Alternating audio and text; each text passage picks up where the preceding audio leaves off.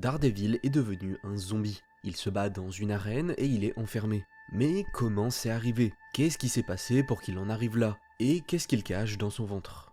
Voilà des questions auxquelles on peut trouver des réponses dans notre histoire du jour. Marvel Zombie, Black, White and Blood. Dans cet univers, le monde semble avoir été ravagé par un virus sensiblement différent de celui de la série Marvel Zombie, ou encore du comics original par exemple, puisqu'ici, certains humains ont réussi à survivre en se cachant sous terre, et les héros devenus zombies ne semblent pas pouvoir parler, même si on constate très clairement qu'ils peuvent encore penser par eux-mêmes. Ici, dans des circonstances inconnues, Daredevil a été infecté par le virus, et capturé par des humains survivants, pour l'utiliser comme bête de foire dans des combats d'arène. Et ce qu'on peut dire, c'est qu'il n'y va pas de main morte. Son cerveau ravagé par le virus l'a transformé en une machine à tuer, qui n'hésite pas à arracher le cœur de ses victimes avant de leur exploser la tête d'un coup de pied. Une fois son combat gagné, c'était toujours la même routine. Les humains le remettaient dans son trou plein d'ossements de ses anciens adversaires, et lui donnaient à manger celui qu'il venait de battre. Mais ce qu'il ne savait pas, c'est qu'au fond, Murdock était encore un peu lucide, et à chaque fois qu'il tuait quelqu'un, eh bien, il en avait conscience. Mais ça ne changeait pas grand chose à sa condition. Il mangeait les restes de ses combats le soir, et le lendemain, rebelote. Il retournait dans l'arène pour de nouveau se battre. Sauf que, comme vous le voyez, cette fois-ci, eh bien il a tué Black Widow, mais surtout son ancien ami, Foggy Nelson. Mais bon, tout ça c'est après tout du passé. Aujourd'hui, il a plus important à penser, comme retourner dans son trou une fois de plus pour manger ses anciens amis. Sauf que là, quelque chose est différent. Ces geôliers ont été tués par Frank Castle, et ce dernier lui propose un marché, un moyen de se venger. Sans qu'on sache s'il a accepté, on le retrouve le lendemain en direction de l'arène. Et une fois à l'intérieur, c'est là qu'on découvre enfin la fameuse proposition du Punisher.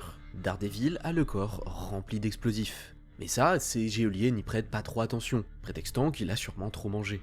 Matt regarde alors une toute dernière fois le soleil, puis fait exploser les bombes dans son corps, emportant avec lui tous les humains qui l'ont forcé à tuer ses anciens amis.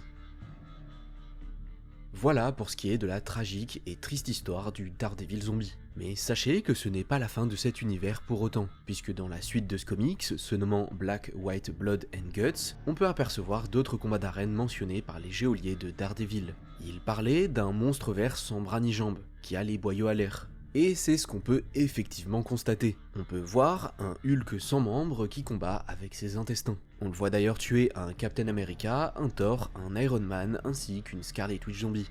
C'est après ça que le Punisher vient rencontrer les maîtres d'arène pour leur proposer un combattant contre Hulk. Si Hulk gagne, il leur donnera la localisation d'une planque d'armes. Et si c'est son monstre qui gagne, eh bien il leur dira ce qu'ils souhaitent en temps voulu.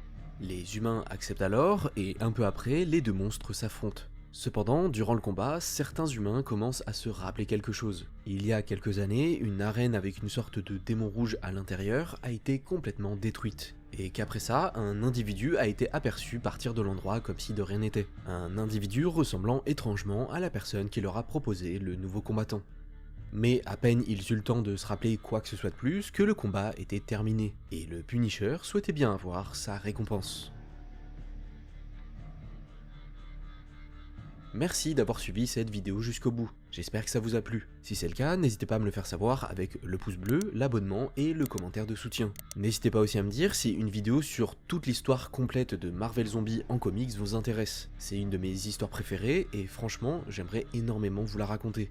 Et sur ce, je vous dis à la prochaine, salut.